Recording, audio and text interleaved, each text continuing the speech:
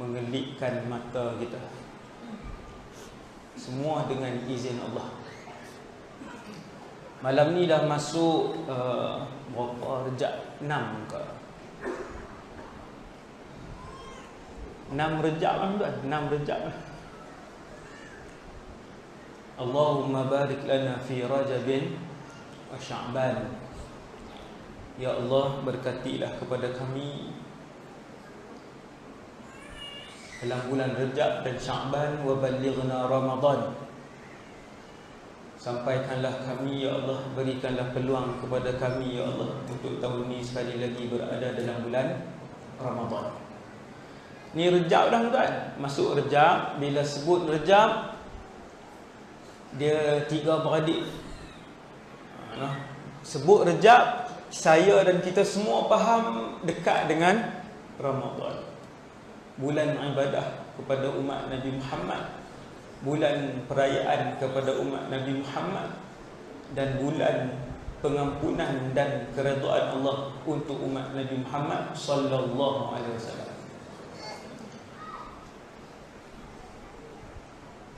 Rejab, Sya'ban, Ramadan. Rejab pun dah nak masuk 6 dah. Sekejap sahaja. Kemudian Sya'ban, kemudian Ramadan.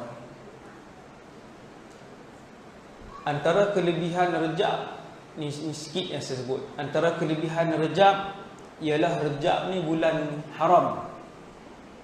Allah sebut dalam Quran dia bulan haram. Rejab, Zulqa'dah, Zulhijjah, Muharram. 4. Banyak ni dapat ni. Ilmu lah ni tuan. Rejab, Zulqa'dah, Zulhijjah, Muharram. 4 ini bulan-bulan haram. Dalam bahasa Arab dia Al-Ashhurul Hurum. Allah sebut dalam Quran. Kalau orang tanya kelebihan Rejab, sebut satu tu pun cukup dah. Kerana dia disebut oleh Allah di dalam Al-Quran bahawa Rejab salah satu daripada 4 bulan haram.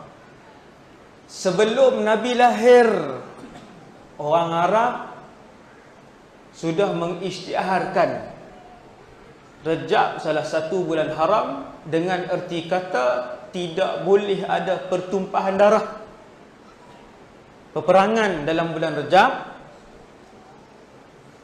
Muharram, Zulqa'dah dan Zulhijjah, sebab dia bulan yang mulia. 1. Nombor 2, yang kedua,